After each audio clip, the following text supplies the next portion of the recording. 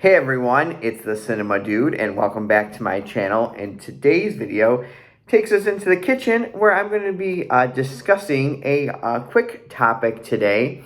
As it is October now, it is now the start of my annual 31 Days of Screamtober event over on my Instagram page.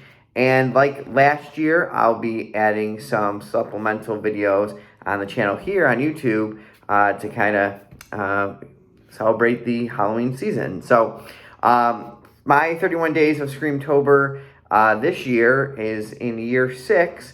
So I thought, why not do 60s movies for this year? And the 1960s for horror and sci-fi is kind of a interesting time. When you look at kind of everything, horror is almost at a crossroads there. And it's probably one of the more fascinating decades. With the 80s, you kind of get the special effects and you kind of get all these films that everybody kind of remembers. The 50s, you get all like the creature feature films. But the 60s are, like I said, an interesting crossroads where you still get some of these 60s or 50s creature features. And you're also get at the end of the decade the exploitation, and you get kind of this really neat cross pattern. Along with that, in the 60s, you get the birth of the Giallo film. You get a lot of gothic horror films from Hammer, and some foreign gothic horror films. So you really get a nice spread of different horror movies from the 60s. So it really is kind of an interesting concept and decade in horror.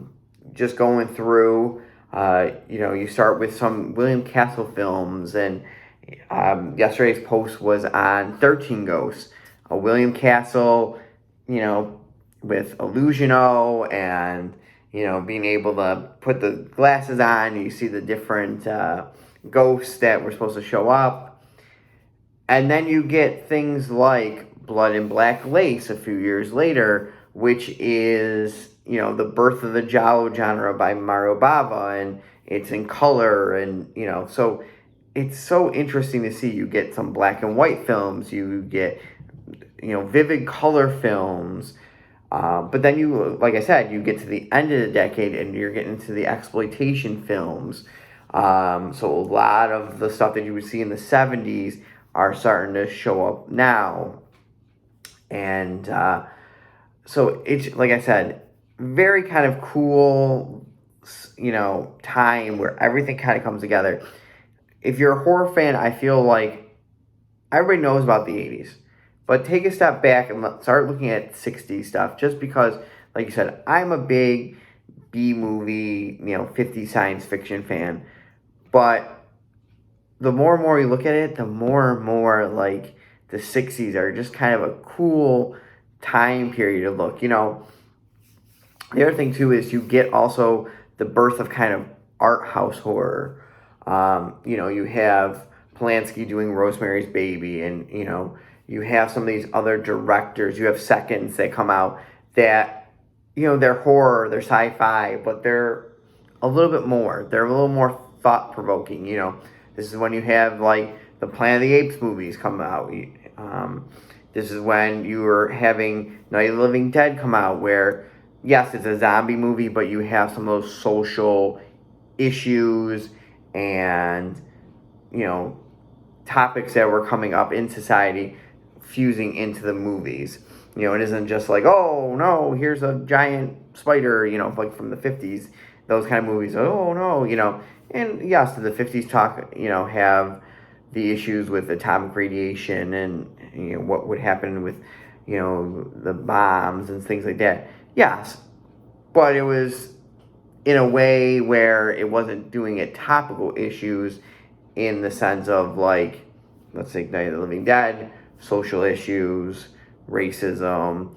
I feel like the 60s horror and science fiction went more into that kind of social awareness and looking at the topics of the day, where the 50s were okay, we're going to make a giant bug movie because we don't know about radiation and, it's selling. Where that's really the only kind of topic you would get in the 50s was the radiation and what would happen. And whereas this, like I said before, the 60s, you're getting more topics into that. So, but like I said, really should check out 60s horror and science fiction. I personally recommend it. And now what we're going to look at is my top 5 black and white 60s horror films. Again, like I said, it's just a cool cross section in the 60s because you have films that are black and white, but then you get all these different color films as well. You get, stuff like, to say again, like Baba's Blood and Black Lace, which is just vivid colors. But then you also get schlocky B movie stuff like The Terror, So, but I wanted to show some black and white films. So, just 5. A lot of people know these ones, but I enjoy these. And the first one we're going to start with is Eyes Without a Face. And this is the Criterion edition of this. And this is from 1960. And again, this is a film where you can say it's art house, you can say, but there are some ghastly scenes in here that just, it's like, ooh, man, for 1960, like that was really kind of pushing the button on here. So I'm just kind of going to go brief over the plot, and then I'll also explain some of the special features as well. At his secluded chateau in the French countryside, a brilliant, obsessed doctor attempts a radical plastic surgery to restore the beauty of his daughter's disfigured concurrence at a horrifying price. Eyes Without a Face, directed by the supremely talented Georges Fenjou, is rare in horror cinema for its odd mixture of the ghastly and the lyrical, and has been a major influence on the genre in decades since its release. There are images here of terror, of gore, of inexplicable beauty that once seen are never forgotten. So like I said, 1960s. And then on this Blu-ray by Criterion, there's a high-definition restoration. High-definition restoration of Blood of the Beast, Georges Fenjou's 1949 documentary about the slaughterhouses of Paris. Archival interviews with the director on horror genre, cinema, and the making of Blood of the Beast. New interview with actor Edith Schaub. Excerpts from Les Grands Pierres de Crime, a 1985 documentary about Eyes Without a Face. And then trailers, and then there's a booklet as well. So like I said, it's a different kind of horror. Again, and for 1962, you're starting the decade off. But again, you have the gore, you have these images that stay with you. So that is Eyes Without a Face. Another one from 1962. Again, 3 of these were in the public domain for a while. And then they've got some nice releases. And this one, like I said, from 1962. And this is Carnival of Souls. Carnival of Souls is one of those movies that have just a dreamlike atmosphere. It's one of the ones that you could put on late at night and you could fall asleep and wake back up and you're in a different part of the movie, and it's just very surreal and stuff. So it says a young woman in Kansas, a small Kansas town, survives a drag race accident and agrees to take a job as a church organist in Salt Lake City. En route, she is haunted by a bizarre apparition that compels her toward an abandoned lakeside pavilion. Made by industrial filmmakers on a small budget, the eerily effective B-movie classic Carnival of Souls was intended to have a look of a Bergman and the feel of a Catu, and its strikingly used locations and spooky organ scores, it succeeds. Herc Harvey's macabre masterpiece gained a cult following on late-night television and continues to inspire filmmakers today. And the thing with Carnival of Souls 2 is there is a big twist in the film as well.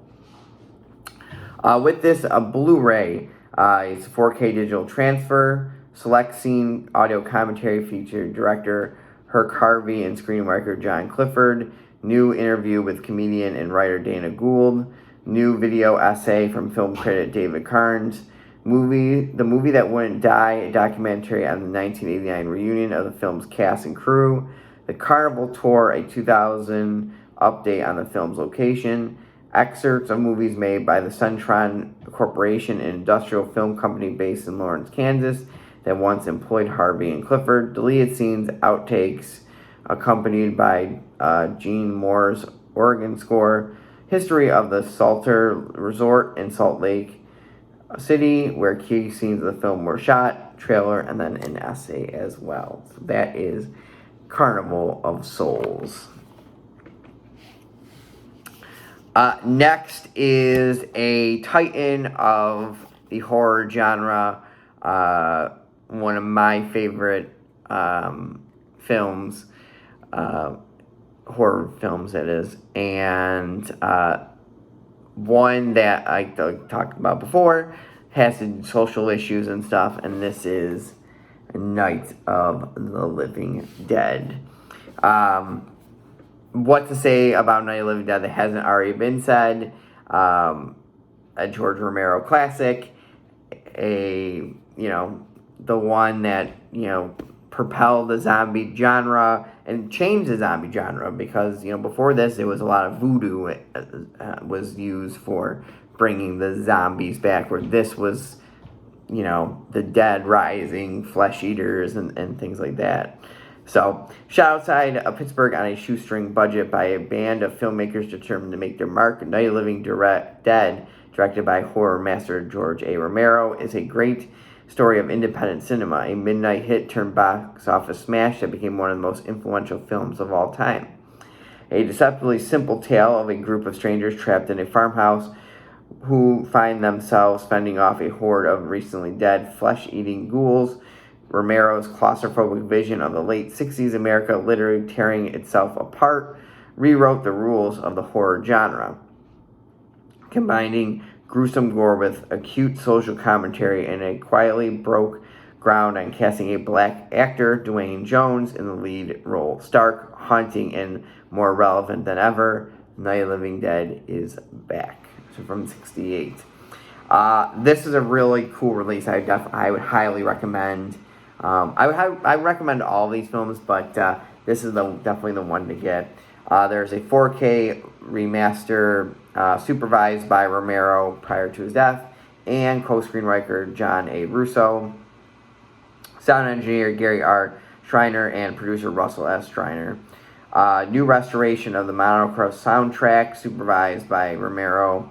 Night of the Anubis, a never-before-seen work print edition of the film, which is kind of cool. There is a new program featuring filmmakers Frank Darabont, Guillermo del Toro, Rob Rodriguez, never before seen 16mm daily reels. New program featuring Russo on the commercial and industrial film production company where key Night of the Living Dead filmmakers got their start. 2 audio commentaries from 1994 featuring Romero, Russo, producer Carl Hardman, actor Judith O'Dea, and others. Archival interviews with Romero, Dwayne Jones, and Judith Ridley. New program about the film's style and score. New interview program about the direction of the ghouls featuring members of the cast and crew. New interviews with the Shriners. Newsreels from '67, trailers, TV spots, and radio spots. So that is Night of the Living Dead. The next one is a cool one. Again, the American release of this was in a bunch of the 50 movie packs, but this is the actual original UK edition of this, and this is 1960s City of the Dead. So this is the VCI edition. This is really the next two actually have a very similar plot to it, somewhat. So this says college student Nan Barlow is researching the history of witchcraft, taunted by her brother and fiance, who have voiced their concern over her silly notions. Nan arms herself with resolve and drives into the small New England village of Whitewood. She is glad that at least she is able to count on the support of her professor. A bit anxious, but consumed with curiosity, she'll soon embark on the journey of her life. So, once I get to the next movie, I will explain a little bit of a spoiler for both of these. So, if you have not seen this, I would recommend stopping, going and check this out. Very cool, atmospheric movie. The amount of fog in this movie is crazy. But it is so good. Like, just how the sets are. And you just feel very enclosed. And you just feel yourself, that you're just being in there. And it's really good. So, special features on this. You get a 2015 commentary by Bruce J. Hollenbeck, author and filmmaker, noted expert on horror films, especially of British origin. Behind the scenes interview with Christopher Lee from 2001.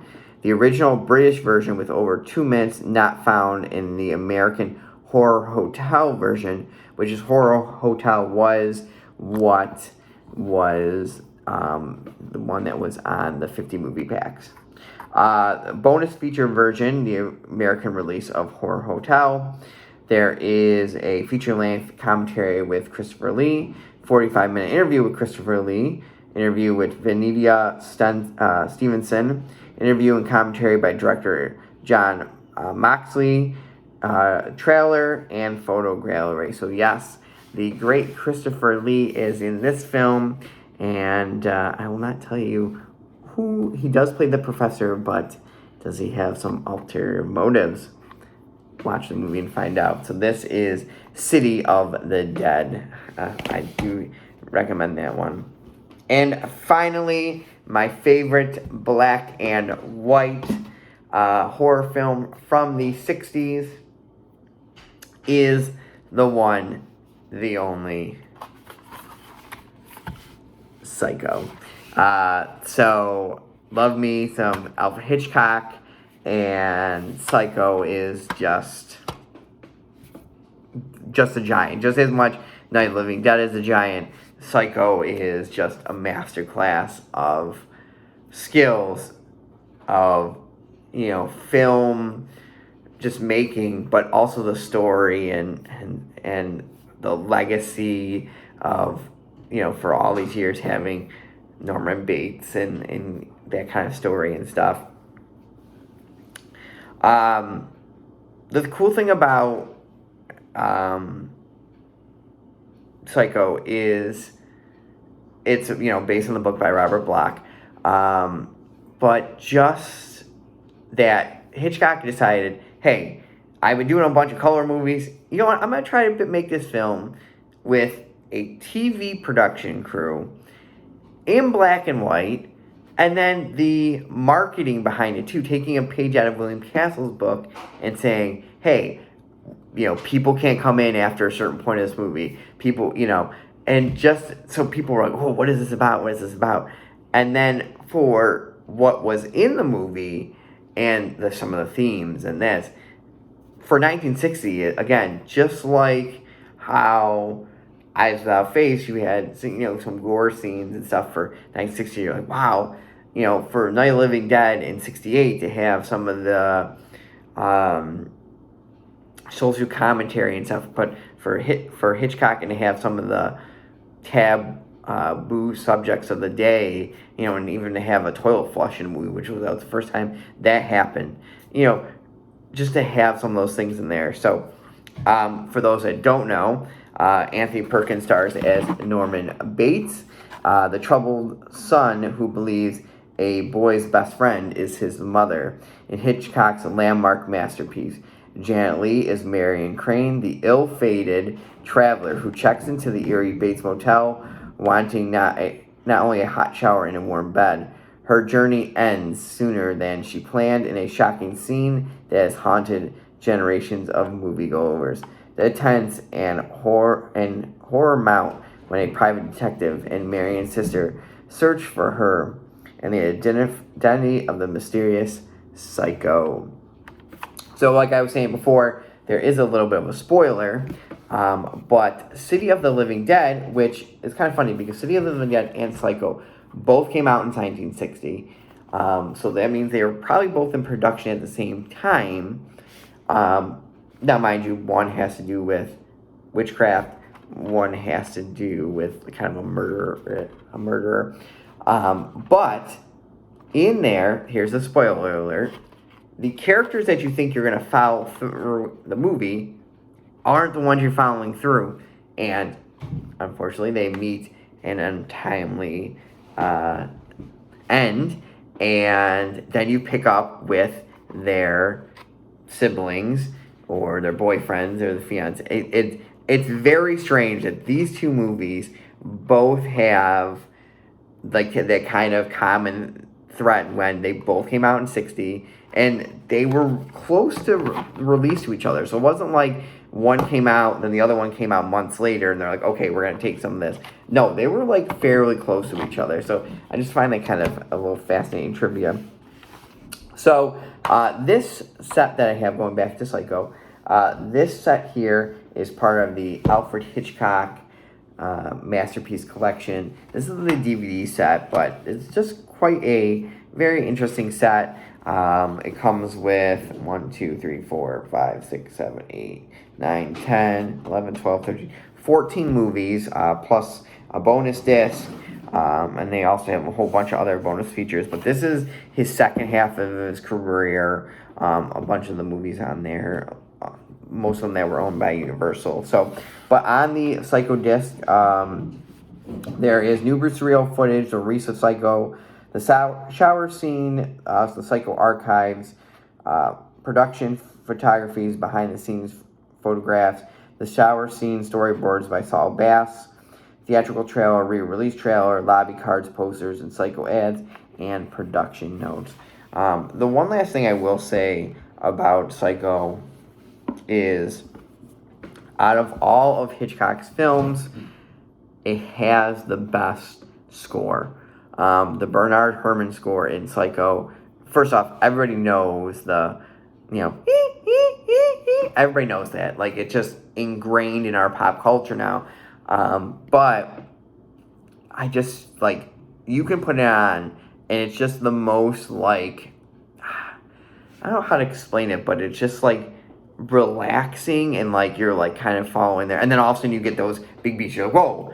And it just, like, kind of lulls you into the sense of security and then gets you and stuff.